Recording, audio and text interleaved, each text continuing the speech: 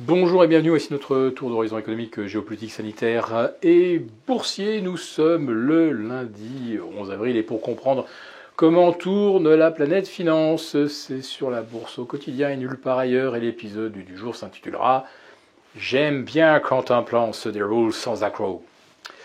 Oui, cette phrase célèbre de l'agence Tourisque, eh bien, ils sont nombreux aujourd'hui à pouvoir la revendiquer. Bon, d'abord, les médias qui ont obtenu le second duel Macron-Marine Le Pen.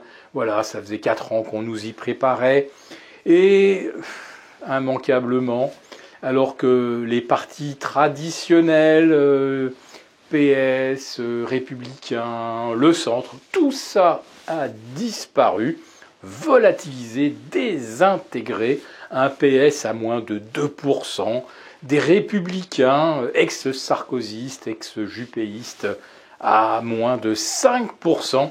Voilà, PS plus LR égale moins que Zemmour. Et Marine, comme prévu, est qualifiée pour le second tour avec, presque comme prévu, un résultat que tout le monde pressent comme identique.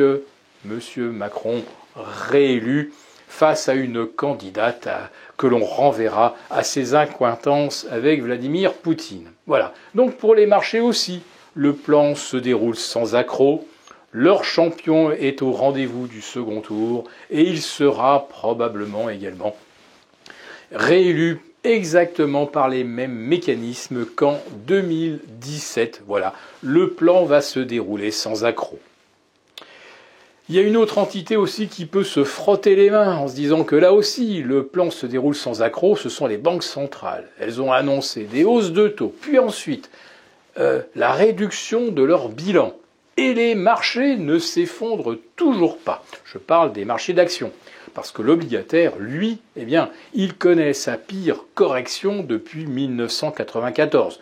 Je pense même qu'il faudrait remonter à 1980 pour avoir des dégâts dans un portefeuille obligataire aussi considérables que ceux que nous observons depuis le 20 décembre dernier. Oui, si vous avez un portefeuille obligataire, vous avez perdu plus de 10%.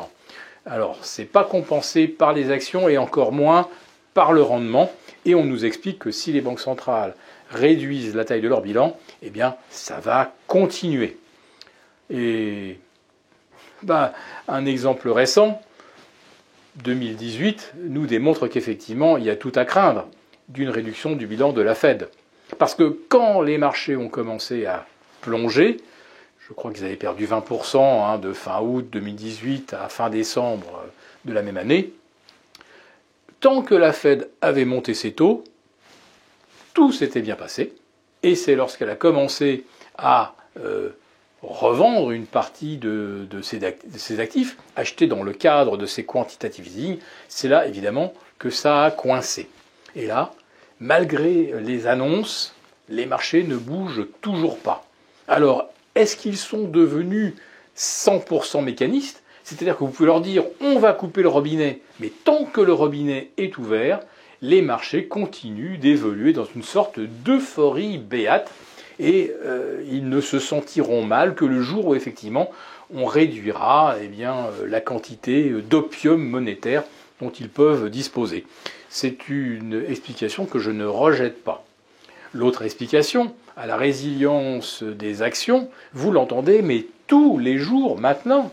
C'est tout simplement parce que, il n'y a pas d'alternative aux actions, et encore moins si les obligations baissent. Qu'allez-vous faire de votre argent ? Quand les taux baissaient et qu'on n'avait pas de rendement obligataire, il fallait acheter des actions, naturellement, car les actions procuraient du rendement. Et maintenant que les obligations vous offrent davantage de rendement, il faut continuer d'acheter des actions parce que les obligations baissent. C'est merveilleux. Qu'il y ait ou pas hausse de taux, il faut acheter des actions. Qu'il y ait ou pas profusion monétaire, il faut acheter des actions. Non, il y a un moment où ce n'est à l'évidence pas tenable. Alors, sur les actions, c'est du virtuel, on peut toujours se bercer d'illusions, Mais regardez ce qui se passe du côté de l'immobilier. À partir du moment où les acheteurs deviennent insolvables parce que les taux sont trop élevés, parce que les prix ont trop progressé, parce que le coût de la construction avec l'inflation a explosé, là, il va se passer quelque chose dans le monde réel. Mais j'ai l'impression qu'il va falloir effectivement attendre ce déclic, qu'il y ait effectivement raréfaction de la liquidité avec la réduction du bilan des banques centrales, et il va falloir qu'il y ait également ralentissement très fort du côté de l'immobilier pour que d'un seul coup on se rende compte qu'effectivement eh bien, le monde ne tourne pas rond.